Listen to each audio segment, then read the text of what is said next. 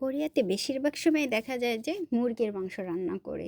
মুরগির মাংসটাই রান্না করা হয়। কারণ মুরগির মাংস বলতে যে ব্রয়লার মুরগিটাই রান্না করি। তো তেল দিয়ে দিই। তারপরে মসলা দিয়ে পেঁয়াজ, রসুন, আদা, মরিচ, জিরা বাটা, শুকনা মরিচ বাটা সবকিছু একসাথে দিয়ে দিই। হলুদ দিয়ে একটু ভালো করে মসলাটা একেবারে মাখায় নিই। মানে এত সুন্দর করে ভাজা দিব যে উপরে তেল উঠে আসবে। তারপরে একটু তেজপাতা বা দারচিনি বা এলাচ দিয়ে দেবো। তারপরে মাংস দিয়ে দিলাম। এখন মুরগির মাংস দিতে পারি বা অন্য মাংস দিতে পারি। আজকে দিয়েছিলাম খাসির মাংস। তো এই মাংসটাকে খুব ভালো করে একেবারে কষাই নেব। এখন স্বাদমতো লবণ দিলাম। ভালো করে এখন জাল দিব। এত ভালো করে কষাবো। কষাইলে পরে মানে উপরে একেবারে সুন্দর লাল লাল কালার চলে আসবে, দেখতে সুন্দর লাগবে, কষানোটাও সুন্দর হবে। ঠিক এইভাবে করে নেব। তো কোরিয়াতে ব্রয়লার মুরগিটাই বেশি পাওয়া যায়। না মানে দামে সস্তায় পাওয়া যায়।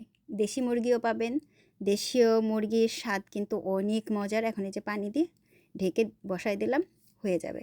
হইলে পরে এখন একটুখানি বেশ খানিকটা পানি টেনে যাওয়ার পরে দিয়ে দিলাম মশলা, শুকনা গুঁড়া মরিচ আর কিছু মশলা ঘরে তৈরি করা দিয়ে দিলাম। এখন একেবারে পানিটা টানায় নেব।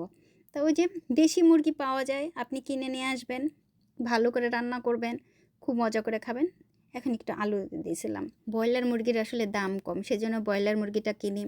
আর কোরিয়ান যে ব্রয়লার মুরগি বলেন বা মুরগি বলেন, এতে কিন্তু গন্ধ হয় না।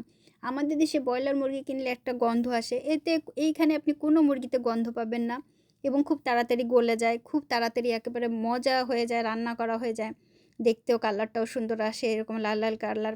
এখন ভাতও নিয়ে নিয়েছি, একটা আলু দিলেও দিতে পারে বা 1-2 পিস মাংস দিয়েও খাওয়া হয়ে যায়।